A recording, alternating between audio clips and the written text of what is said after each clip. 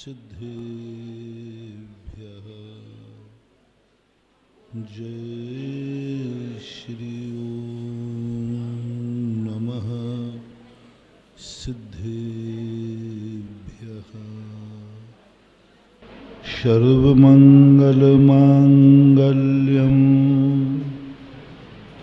सर्वकल्याणकारकं प्रधानं सर्वधर्माणां जैनं जयतु शासनं जैनं जयतु शासनं। पंच परमेष्टि भगवान की जय हो। आचार्य श्री गुरुवर कुंद कुंद महाराज की जय हो। आचार्य श्री गुरुवर विद्यासागर महाराज की। श्री सुधासागर जी महाराज की जय। आचार्य संघ की जय। सभी व्यक्ति प्रायः दुख से छूटना चाहते हैं और सुख का रास्ता खोजते हैं। इस संबंध में हमें उपदेश देने की जरूरत नहीं है। किसी भी व्यक्ति से ये नहीं कहना, ये नहीं पूछना कि तुम सुख चाहते हो या नहीं। हर व्यक्ति चाहता है, दुख से छूटना चाहता है। किसी को कहने की जरूरत नहीं है।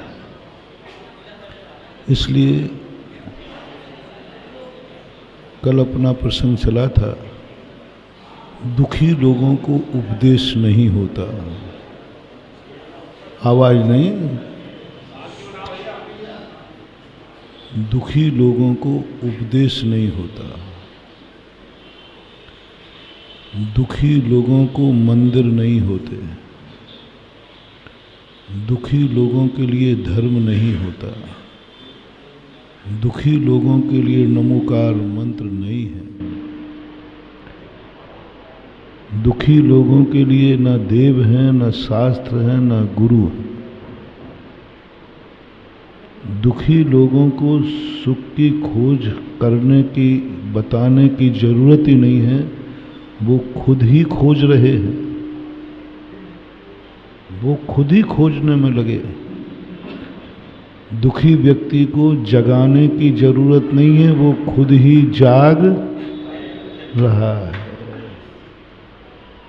अब रात भर जो व्यक्ति दुखी रहा, उससे मैं कहूं कि भैया 4 बजे उठ जाना।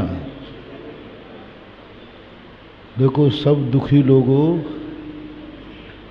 रात में किसी को नींद नहीं आ रही, इतना दुख है।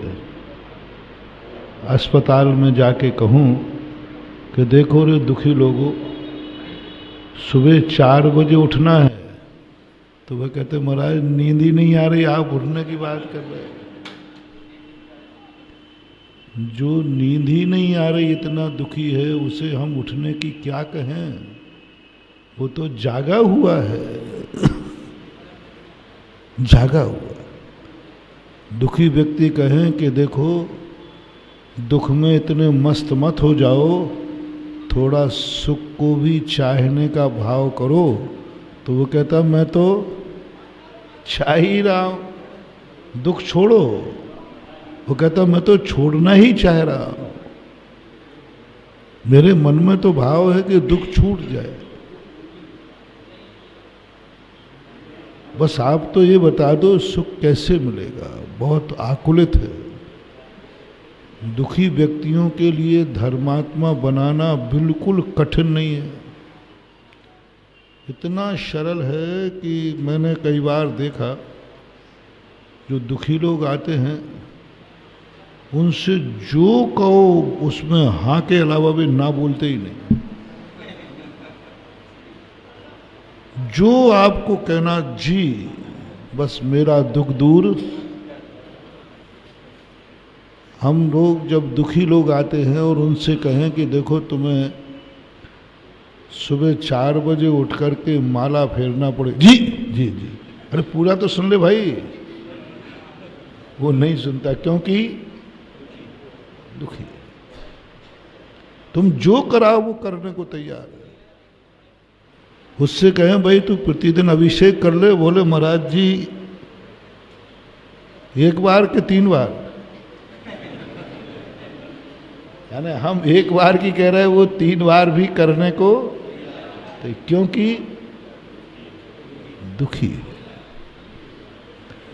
दुखी व्यक्ति से अपन कुछ भी कर, जो कहो वह सब करने को तैयार है। भगवान का अभिषेक तो छोड़ो, वो दुखी को यदि कहा जाए कि तू गधे के पैर धो ले, तो वो क्या कहेगा? बोलो ना, बस इतना कह देना कि गधे के पैर देते ही तेरा दुख दूर, वो उठा लेगा लोटा। हाँ, पर दुख इतना घना होना चाहिए कि वो सारे प्रयास कर चुका है, अब दुख दूर करने का कोई उपाय नहीं है। कोई उपाय नहीं है दुख दूर करने का। एक ही उपाय है कि गधे के पैर धोले हुए तो बच सकता है, ऐसा किसी ने सूचना दी। और सारी दुनिया ने मना कर दिया था, भाई तेरा दुख दूर हो ही नहीं सकता।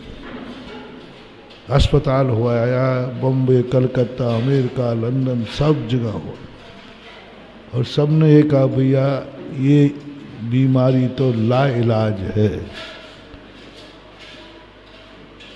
और सब तरफ से थक चुका है वो। उसी समय किसी ने कहा कि भाई एक थोड़ी आशा की किरण है। एक कुम्हार के गधा है, यदि उसके लिए तुम थोड़ा सा एक नारियल ले जाओ, अगरबत्ती ले जाओ, अर्घ्य ले जाओ और थोड़ा जल ले जाओ, चरणों को धो लेना, तो शायद, बोलो क्या करेगा? जल्दी बोल दो।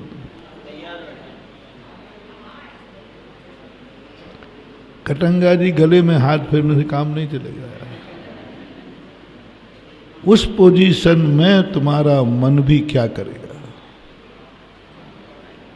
मरता क्या नहीं करता। कोई उपाय, आशा की किरण ही नहीं है। कोई कहे भैया ऐसा कभी होता है क्या? कहते को अगर, बोले भैया नहीं होता, लेकिन करने में क्या जाता है, चलो कर लेते। राजस्थान में एक कहावत है, यदि गडरिया का ऊंट गुम जाए, ऊंट होता ना बड़ा, तो वो क्या होता है, वो तम्बाकू की चुनटिया होती ना, उसको खोल के देखता है। तो लोग कहते तू पागल हो गया, इतना बड़ा ऊंट चुनटिया में कैसे आया? तो वो कहता खोल के देखने में क्या नुकसान है? उससे पूछो भाई इतना बड़ा ऊंट इसमें कैसे आ गया? तो वो कहता है भैया देखो सब में तो ढूंढ लिया, अब मिल नहीं रहा, तो हमें भी मालूम है कि नहीं होगा, लेकिन खोल के देखने में क्या। दुखी व्यक्ति के ये हाल है कि दुखी व्यक्ति तम्बाकू की चुनटिया में भी ऊंट देखने से चूकता नहीं, उसका मन कहता है देख लो। ऐसा ही दुखी व्यक्ति ना जाने कहाँ कहाँ भटकता है, कुगुरुओं के पास, कुदेवों के पास, कुशास्त्रों के पास, पत्थर पूजे, पेड़ पूजे, नदी पूजे, नाले पूजे, कहाँ कहाँ क्या नहीं करवाना उसे, जो करवाना वो सब करवा लो। वो धर्म नहीं कर रहा है, वो तो दुख मिटने का उपाय खोज रहा है। उसे कहाँ पता है कि गधा में और भगवान में और गुरु में क्या अंतर। वो तो जैसे गधे के पैर धो रहा है, अगरबत्ती लगा रहा है दुख दूर करने के लिए, ऐसे ही वो भगवान का अभिषेक कर रहा है दुख दूर। उसे कोई फर्क नहीं पड़ता भगवान में और गधा में, कोई अंतर नहीं। उसकी दृष्टि तो एक ही है, मेरा दुख दूर होना चाहिए, कोई फर्क नहीं है, कोई फर्क नहीं, जो कराना सब करा लो। इसलिए जैन दर्शन ने कहा दुखियों के लिए ये धर्म नहीं है।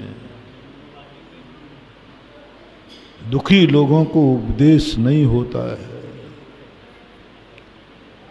दुखी लोगों को तो मार थोड़ा बहुत अपन दया कर सकते हैं। दुखी लोगों से धर्म नहीं कराया जा सकता।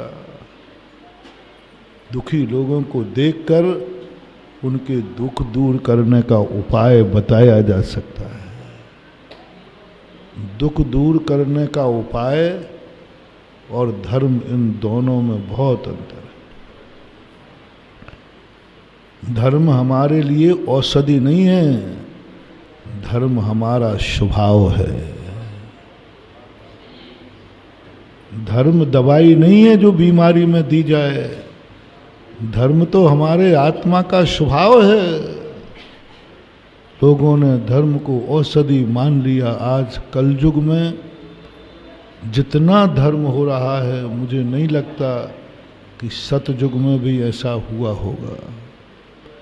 खूब मालाएं फिर रही हैं, खूब पूजाएं हो रही हैं, खूब शांति धारा हो रही, सब कुछ हो रहा है। मंदिर आ रहे हैं, हर संप्रदाय के मंदिरों में भीड़ लगी है। और जहां संकट मोचक और लिखा हो तो फिर तो क्या है, अतिशय नहीं हो रहा है। धर्म नहीं हो रहा है, धर्म औषधि बन गया है, समस्या समाधान का कारण बन गया है।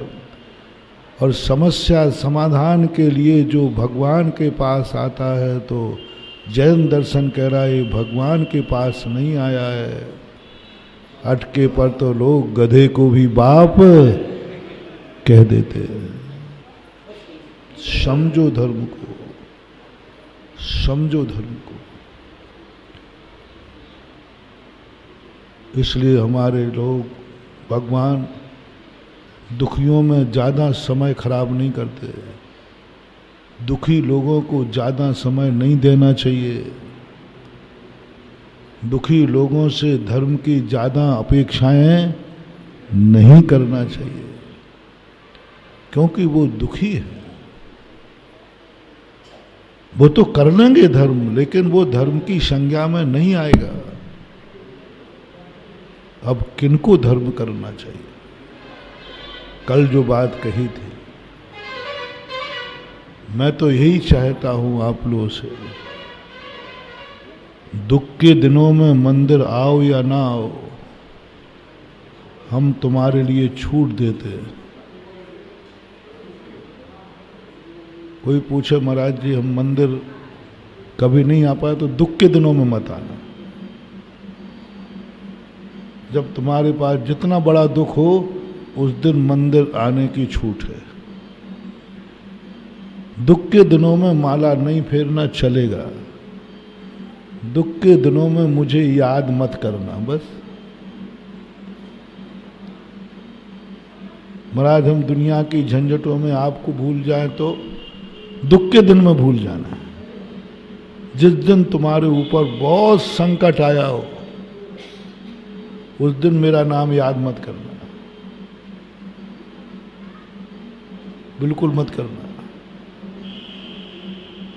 भगवान को भी नाम नहीं लेना, नमोकार मंत्र भी नहीं पढ़ना, मंदिर ही नहीं आना, गंधों तक भी मत लेना। कोई बात नहीं, बस सुख के दिन में जरूर मुझे याद कर लेना। जो उपाय, बहुत अच्छी बात आज प्रसंग में आई है, जो हमारी शायद अपनी सबकी भूल सुधर सकती है। क्योंकि अपन ने हर चीज को दुख दूर करने का साधन बना लिया है, स्वभाव नहीं बन पा रहा है। स्वभाव की स्थितियां नहीं बन पा रही। आवाज नहीं, आवाज आ रही भाई यहां पर।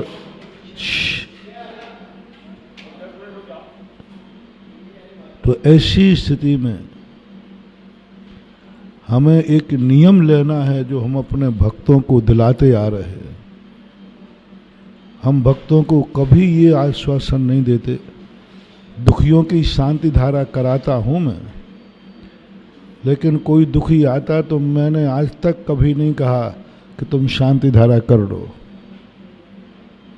तुम पूछना महाराज जी मैं दुखी हूं क्या करूं, तो मैं कभी नहीं बोलूंगा कुछ करो, कभी नहीं बोलता। करके देख लेना। बहुत सारे लोग आते महाराज मैं बहुत दुखी हूं क्या करूं, मैं कुछ नहीं बोलता। शांति धारा कर लो, मैंने आज तक कभी किसी से शांति धारा को नहीं बोला। बोलो शांति धारा हो रही कि नहीं, और मैं कहता नहीं तो भी करोगे। सारा जगत कर रहा,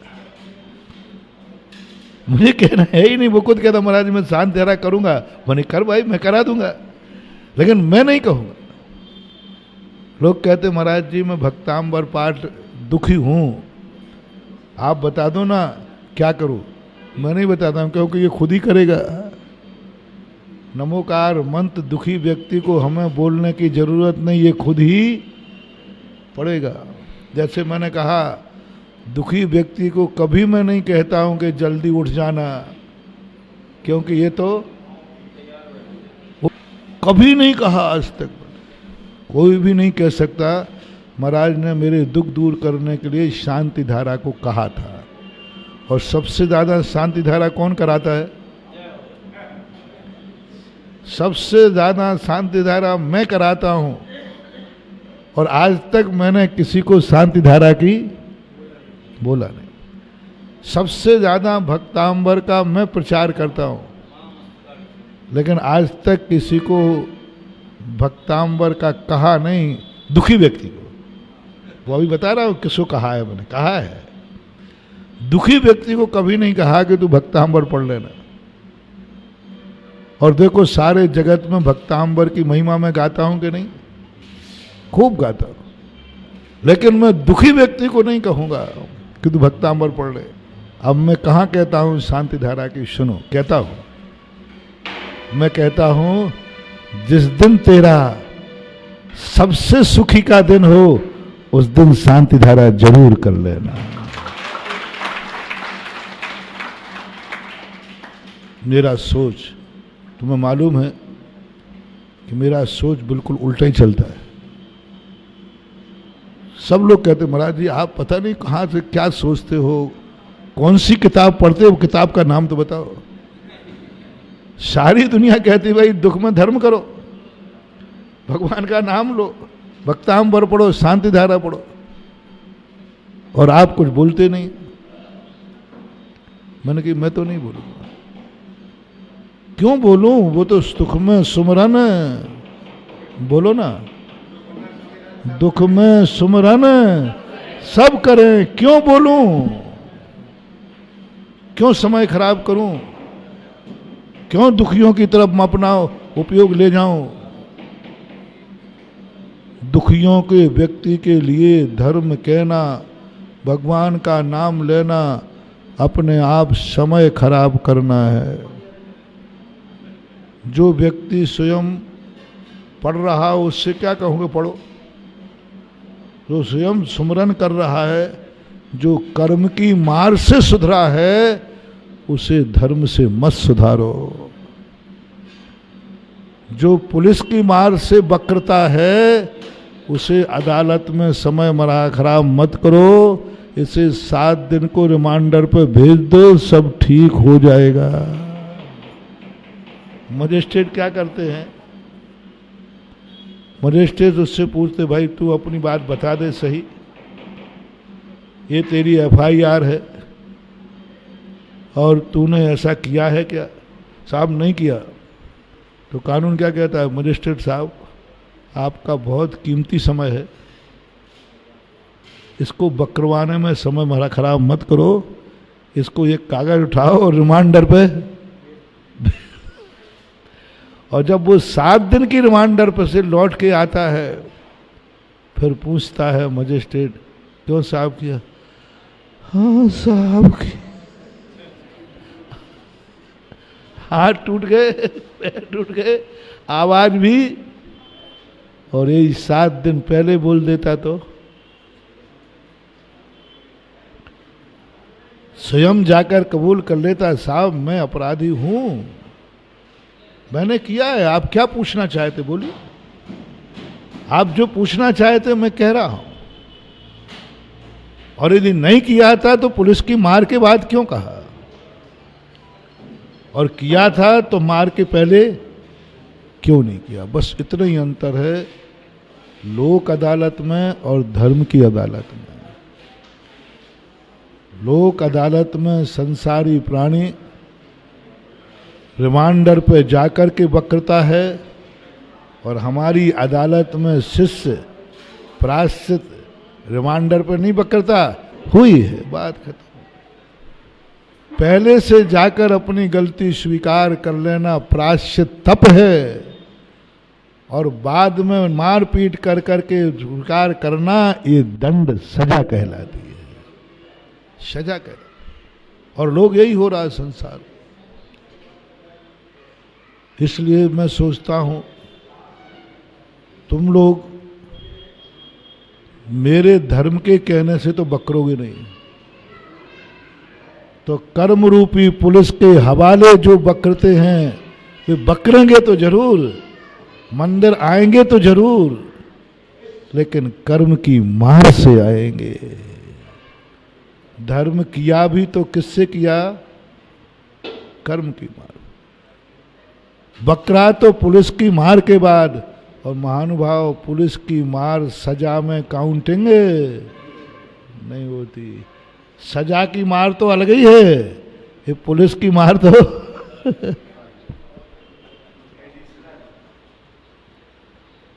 ज्ञानी व्यक्ति कहता है अपराध हुआ है तो सजा तो मैं भोगने को तैयार हूं, लेकिन फोकट में पुलिस की मार खाने को तैयार नहीं। अज्ञानी व्यक्ति कहता है कर्म की मार के बाद ही मैं धर्म करूंगा, कर्म की मार के बाद ही मंदिर आऊंगा, जब मेरे बुरे दिन आ जाएंगे तब भगवान मैं आपको याद करूंगा। ज्ञानी कहता है कर्म की मार के कारण मैं मंदिर नहीं आऊंगा। भरत चक्रवर्ती को देवता देखने आए जब वो मंदिर जा रहा था,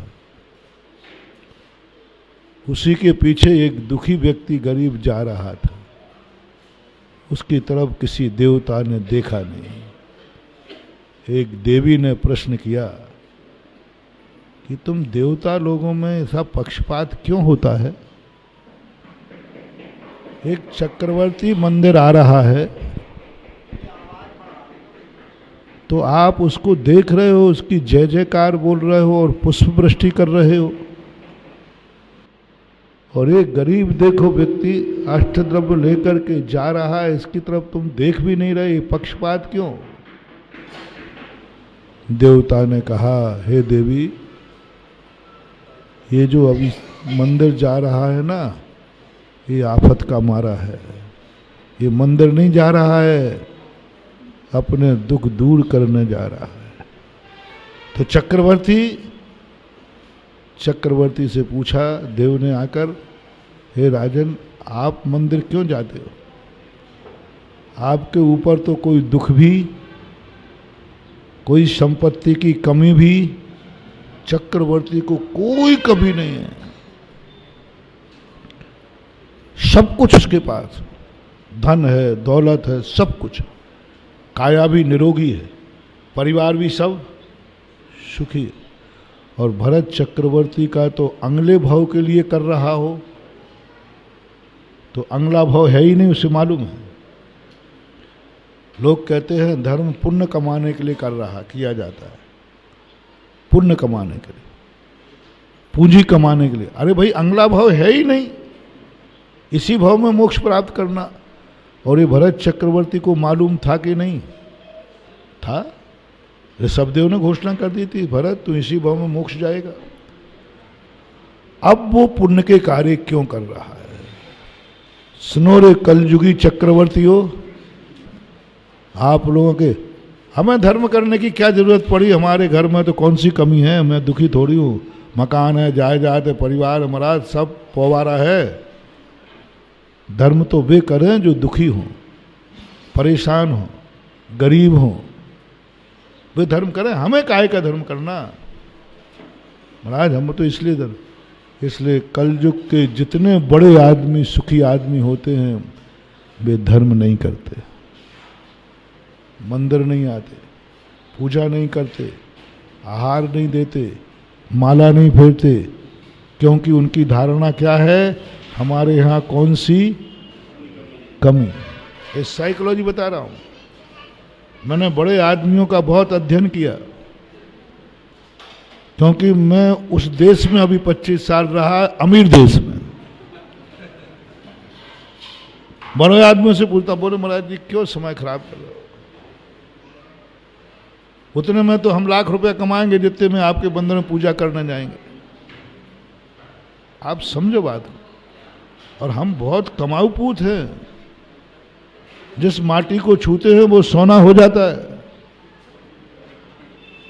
1-1 करोड़ रुपया दिन की कमाता हूं मैं। अब आप समझते ही नहीं हम लोगों का टाइम की कीमत। आप समझते ही नहीं। उनकी एक ही धारणा, मुझे जरूरत नहीं है। हाँ, दुखी लोगों को जरूर मंदिर जाना चाहिए। वो कहते हैं परेशान होते हैं, मंदिर से जाने में आशीर्वाद मिल जाएगा, उसका दुख दूर हो जाएगा। 99% लोगों का धारणा है धर्म करने से दुख दूर हो जाते हैं, इसलिए दुखी आदमी को धर्म करना चाहिए। और सुखी आदमी को धर्म से कोई लेना देना नहीं। उन अमीर लोगों से मैं कहना चाहता, आप लोगों के मन में भी यदि कोई दुर्गंध आ गई हो ऐसी, तो कहना चाहता। चक्रवर्ती से पूछा कि हे राजन, आप मंदिर क्यों जा रहे हो? आप ये दान क्यों दे रहे हो?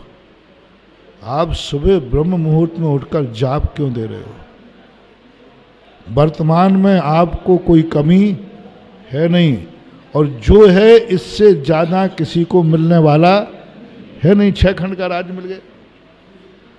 अगले भाव के लिए कमा रहे हो तो अगला भाव आपका है ही नहीं, आप तो सिद्धालय जाएंगे। ओहो, पूज्यवर जिनसेन स्वामी चक्रवर्ती की बात को वाच करते हैं। भैया, मैं ना तो इस भाव की संपत्ति को जा रहा हूं। मैंने जब ये पंक्ति पढ़ी, 2 मिनट में चक्रवर्ती का ध्यान करता रहा। ये विशाल, मुझे कुछ नहीं, अगले भाव का पुण्य चाहिए नहीं, इस भाव में मेरे पास कोई कमी नहीं, लेकिन मैं श्रावक हूं, तो श्रावक का कर्तव्य दान, पूजा, शील, मुपवासो, चौबिहो धामो। श्रावक का स्वभाव है पूजा करना, मजबूरी नहीं। स्वभाव किसे बोलते हैं? निरपेक्ष। आंख इसलिए नहीं देखती कि तुम्हें देखना है उसका, अग्नि इसलिए नहीं जलाती कि उसको जलना है, उसका स्वभाव है हमारा। इससे श्रावक का स्वभाव क्या है? बस मेरा स्वभाव है कि मैं श्रावक हूं, मुझे दान पूजा करना चाहिए, इसलिए मैं करता हूं। ये आज के लोगों को ये बात ध्यान में रखना चाहिए। जो ये कहते हैं पूजा पाठ करने से पुण्य का बंद होता है, पुण्य के बंद होने के लिए मत करो। ये मेरा, मैं कहता हूं ना, एक चींटी जा रही थी, तुमने चींटी को बचाया तो तुम्हें भाव आया कि देखो मैंने चींटी को बचा लिया। नहीं, तुम साधु हो, तुम्हारा बचाना स्वभाव है। हमारा माला फेरना स्वभाव है। गुरु आए हैं तो गुरु को आहार दान इसलिए मत देना कि अब भैया महाराज को कोई चौका नहीं लगाएगा तो क्या भगवान महाराज भूखे जाएंगे? महाराज भूखे जाएंगे क्या, कोई तो लगाओ रे चौका। चक्रवर्ती की रानी कभी अपने हाथ से एक गिलास पानी उठाकर नहीं पीती है,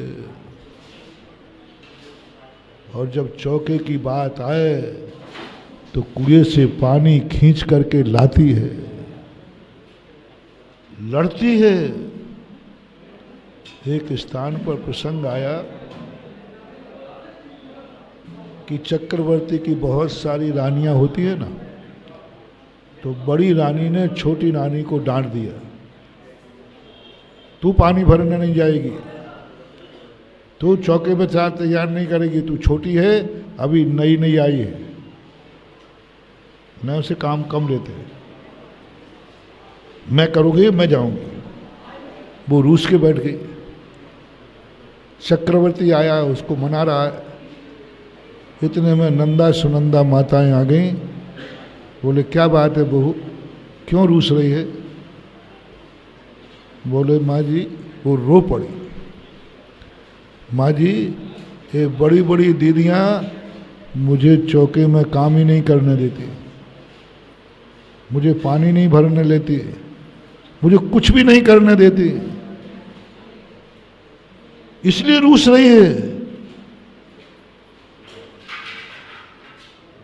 माता नंदा कहती है, बेटा आज पता चला तू इतना पुण्यवान है, दुनिया तो काम ज्यादा करे इसलिए रूसती है।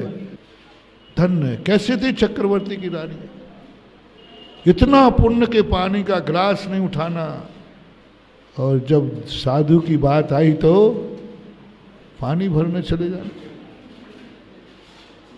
बहुत बड़ी चीज। अजमेर के सर सेठ भागचंद जी सोनी थे, बहुत ऐसो आराम में रहते। वे अपने पैरों के जूतों के बंद उन्होंने कभी स्वयं नहीं लगाए, कपड़ा स्वयं नहीं पहना, बड़े ठाठ थे, शौकीन थे। लेकिन गजब की बात सुनाऊं, जो मंदिर जब आते थे वो, तो दूसरे के हाथ का खिंचे हुए पानी से कभी वो अभिषेक नहीं करते थे। उनके मैनेजर ने बताया, बहुत गोरे चट्टे थे, जब वो पानी खींचते थे ना उनके हाथ लाल हो जाते थे।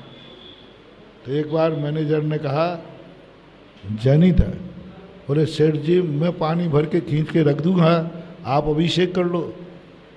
उसने कहा इसको नौकरी से अभी निकाल दो, ये मेरे पूर्व भाव का बैरी है। क्या बोला वो? तू मेरा मैनेजर नहीं, तू पूर्व भाव का बैरी है। वो मैनेजर घबरा गया, सेठ जी मैंने तो आप पर दया की कि आपका जल मैं भर दिया करूंगा, नहीं तू पूर्व भाव का बैरी है। भाई इतना सामान क्यों बना रहे हो, महाराज लेंगे ही नहीं। तुम लोग कह देते होगे, अरे क्यों बनाने में लगे, इतना महाराज लेंगे ही नहीं। सम्यक दृष्टि कहता है, महाराज को देने के लिए कौन कह रहा है, महाराज ले या नहीं ले मुझे इससे मतलब नहीं है। मेरा कर्तव्य है कि मैं तो जब तक ताकत है तक बनाता हूं। ये है अलोल वृत्ति, ये है स्वभाव। हमें महाराज से मतलब नहीं है। 700 घानी रस पिलवाया था श्रेयांश राजा ने, ऐसा बताते हैं। महाराज से पहले ही पूछ लेता, महाराज कितना लोगे? कितना लिया? 3 अंजलि। कितना लिया? और तैयार कितना था? 700 घानियों, वो होते ना चरखी चरखी, कितना पिला होगा? आप उसको पुण्य जो लगेगा। अब देखो महाराज ने कितना लिया, आपके जो आइटम बनते उसके साथ जो और नाटक हैं, 16 का, शुद्धि का, मर्यादा का, ये है वो है, बस इससे परेशान है हमें, और आपको खिलाने पिलाने से हम लोग कोई मतलब नहीं। बंधु वही पुण्य है, खिलाने का पुण्य है ही नहीं। वो जो आप कर रहे हो मेहनत कर रहे हो, कुएं से पानी ला रहे हो, शुद्ध कर रहे हो, जिस समय आप सोध रहे हो दाल को, देने में पुण्य नहीं है? देने में पुण्य नहीं है? जिस समय आप बना रहे हो 16 का, क्योंकि महाराज हमारा शुद्ध खाते हैं, वो है पुण्य सबसे ज्यादा। देने का पुण्य नहीं है। देने का पुण्य 5 नंबर का है, और पूरी विधि का जो पुण्य है वो 15 नंबर का है। 20 नंबर का एक क्वेश्चन है। देने में कितने नंबर? सुन रहे हो रे देने वालों? महाराज पहुंच गए, पर घुस जाते हो। खूब है, तुम देने वालों की संख्या कमी नहीं है। बनाने वालों की कितनी है?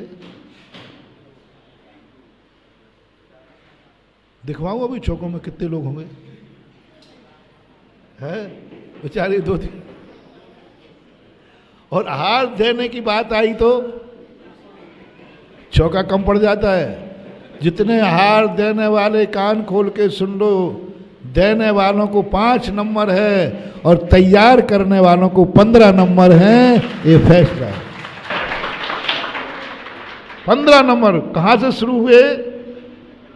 जहां से चौके को आपने झाड़ा फूका होगा ना, शुद्ध किया होगा, शुद्ध पानी लाए होगे, सोदा होगा, जो कुछ भी आप करते हो, उन सब के 15 नंबर है और देने के 5 नंबर हैं। जिसने तैयारी नहीं कराई, 20 में से 5 मिले, पास की फेल।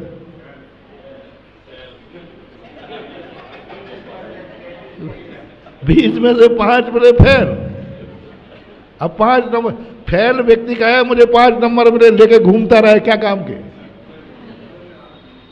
5 नंबर हैं तो सही, लेकिन वो 5 नंबर से कोई ड्यूटी ज्वाइन होने वाली 15 नंबर की कीमत है। क्योंकि 15 नंबर में अलोल वृत्ति आती है, पूरी ताकत लगा रहे। चक्रवर्ती की रानियों को देने नहीं मिलता, दे ही नहीं पाते, इतनी संख्या होती है। अपनी अलोल वृत्ति को बता। अलोल यानी अलोभ, शक्ति नहीं लगाना, शक्ति पूरी लगा देना, चाहे महाराज लेवे या न लेवे।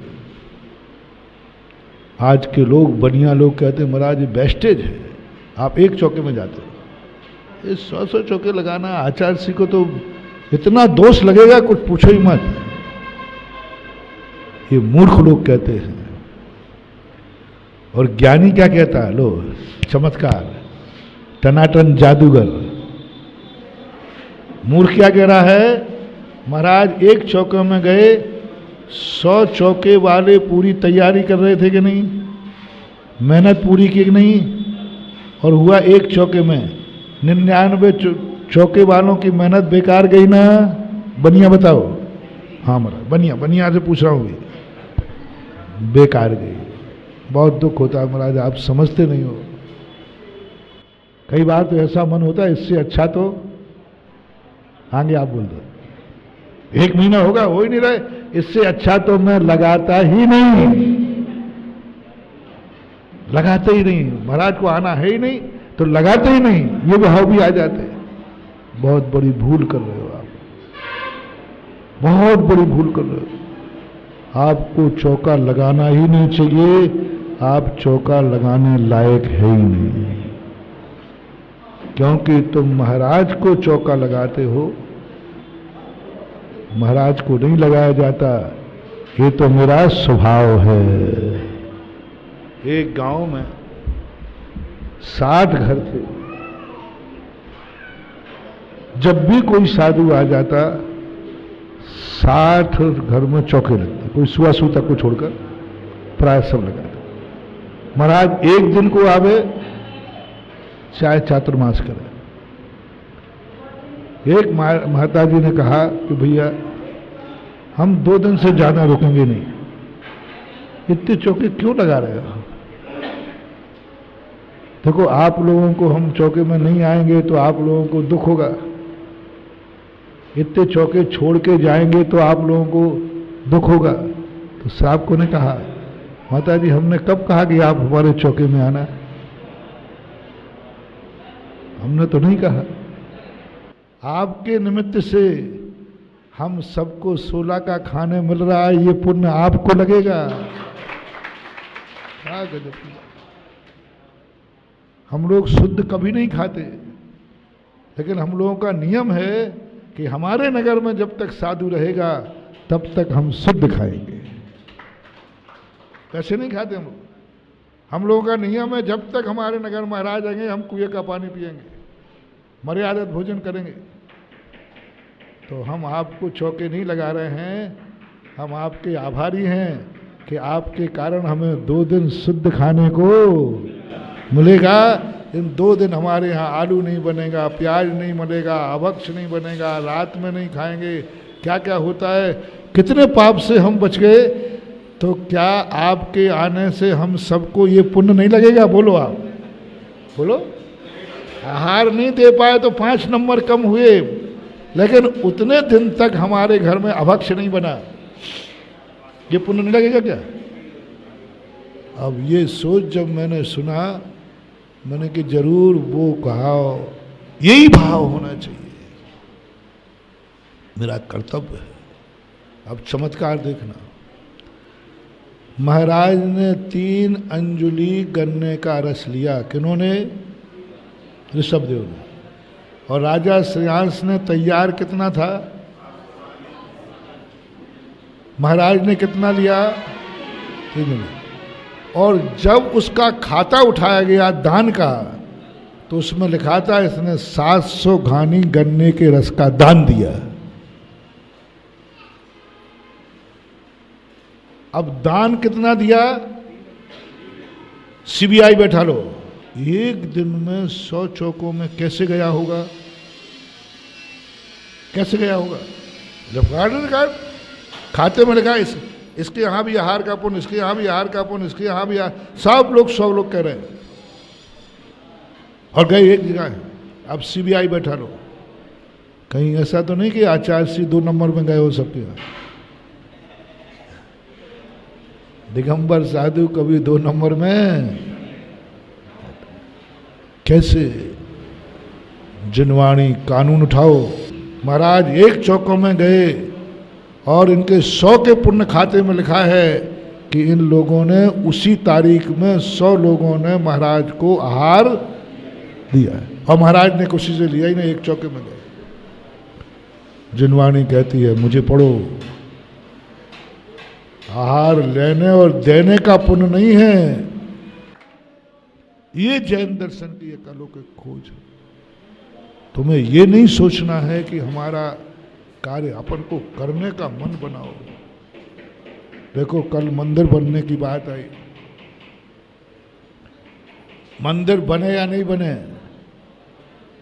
जिसने घोषणा कर दी उसका मंदिर तो बन गया, बन गया, उसका पुण्य तो चालू हो गया, उसका संकल्प तो चालू हो गया। भावना करो, ये मत सोचो कि मंदिर में कितना चाहिए है, ये सोचो कि हमें कितना देना है। सुन रहे हो रे बनिया लोगों, तुम लोग क्या सोचते हो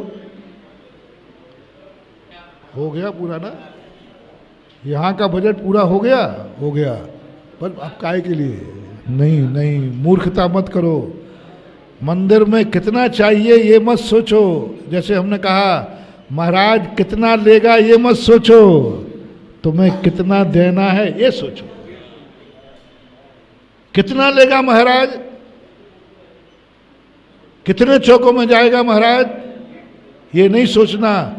तुम्हें ये सोचना है महाराज कितने में जाएंगे, ये विचार तुम्हें नहीं करना। महाराज कितना लेंगे, ये तुम्हारे मन में भी भाव, क्या भाव लाना, हमें कितना दे सकते हैं। मंदिर में कभी मत सोचना कि कितना चाहिए, तुम्हें तो एक ही सोचना है, मुझे मंदिर में कितना देना है। बस उसने तो दे दिया, अरे उसने दे दिया। ये मालूम, मेरी एक स्थान पर, मैं आप लोगों की सबकी आदत है, जबलपुर इससे वंचित नहीं है, पनागर भी नहीं, सब वंचित नहीं। तुम लोगों की एक ही आदत थी महाराज हमारे यहाँ मंदिर में अभिषेक बिल्कुल नित्य नियम से होता है, कभी बिना नित्य नियम के भगवान बना दो। महाराज हमारे नगर से कोई साधु भूखा नहीं जा सकता, हमारा चौका तो पक्का ही लगता है। मैंने सोच लिया इस नगर में भोजन नहीं करना है, मैंने बिहार कर दिया। मैंने कि मामला गड़बड़ हो गया। मैंने कि दादाजी लगता है तुम्हारी दुर्गति निश्चित है। महाराज को बिना आहार के नहीं जाने दूंगा, इसलिए दुर्गति होगी। दिमाग ठनक रहा है थोड़ा ना। सब लोग क्या कहोगे, महाराज इससे अच्छा पुण्यात्मा कौन है? बहुत बड़ा पाप कर रहा है, बहुत बड़ा पाप कर रहा है। मैं महाराज को भूखा नहीं जाने दूंगा अपने नगर से, मेरा नियम है। बहुत बड़ी भूल कर रहे हो तुम, साधु को भूखमंगा समझते हो। मेरे भगवान को प्रतिदिन 1 लोटा पानी दूंगा, बिना उसके भगवान नहीं रह पाएंगे। भगवान को गर्मी चढ़ रही है, हैं? किस लिए भगवान को 1 लोटा डाल रहे हो? गर्मी चढ़ती है इनको, प्यास लगती है, बोलो ना। फिर काहे के लिए कह रहे हो? मैंने कहा दादाजी अच्छा रहा जो मैं आ गया, अभी आपका आयु बंद नहीं हुआ है। हाँ, आज से कल्याण चाहते हो तो अभिषेक बंद कर दो और चौका लगाना बंद कर दो। तो भगवान को अभिषेक कौन देगा? मैंने तो इसलिए कहा था कि 2-4 छोरे तैयार करो तुम, और आप हमसे और कह रहे कि तुम भी बंद कर दो। बने कर दो बंद। और कभी महाराज आ जाएं तो भूल के चौका भी मत लगाना।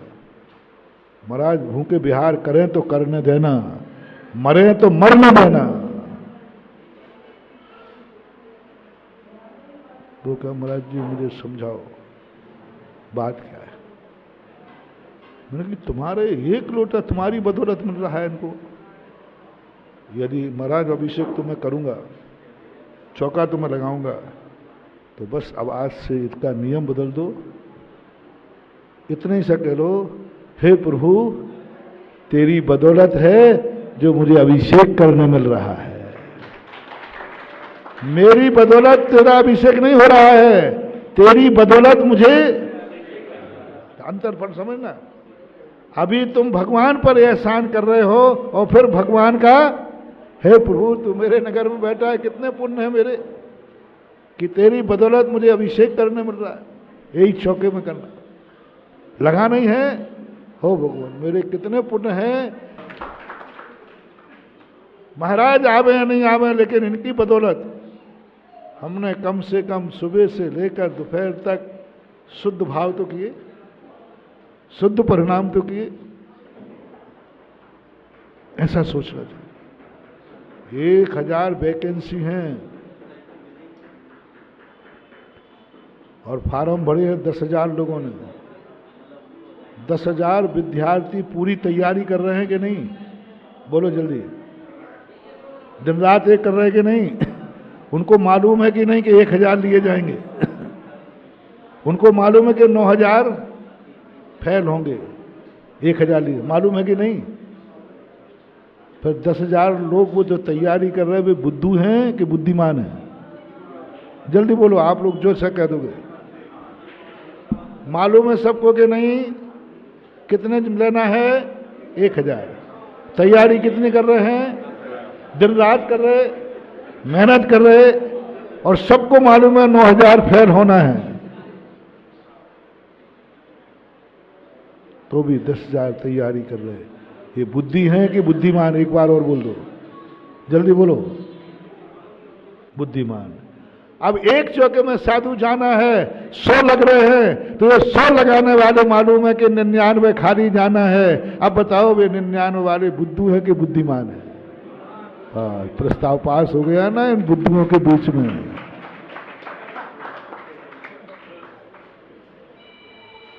स्वभाव, स्वभाव हमें कैसे पता चले कि तुम्हारा धर्म तुमने स्वभाव मान लिया है। आहार हो गए हो सो तुम नाच रहे हो, आहार हो गया है इसलिए तुम आभार मान रहे हो, आहार हो गया है इसलिए भक्त बन गए हो। ये कोई बड़ी बात नहीं, ठगे मत जाना। क्योंकि क्यों भगत बन गया? तो महाराज जी कृपा हो गई, आहार हो गया,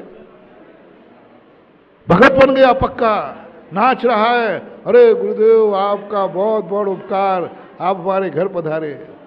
मैं सोचता हूँ ये खोटा शिष्य भी, उसको मैं खोटा मानते चोखा मानते ही नहीं। सुनना देखना, मेरा दिमाग देखना उल्टा, तुम्हें जो कहना जो कहते रहना। जिसके यहाँ आहार हो जाता है वो मेरा आभार मानता है और मेरा भक्त बन जाता है, खूब मेरी प्रशंसा करता है। मैं सुनता ही नहीं, मैं उसको सच्चा भक्त नहीं मानता। मैं किसको मानता हूं? जिसके आहार नहीं हुए वो मेरा आभार मानता है कि महाराज आपके आहार भले नहीं हुए लेकिन आपके निमित्त से आज हमारे यहाँ आवश्यक नहीं बना। कोई भी धर्म क्रिया में जितना आनंद मनाओगे वो आनंद ही पुण्य है। क्रियाएं तो चलती रहती है और चलता रहता है। समय आपका पूर्ण हो गया। आज बड़ी छोटी सभा थी लेकिन प्रवचन बहुत मजेदार हुआ। महावीर भगवान की जय।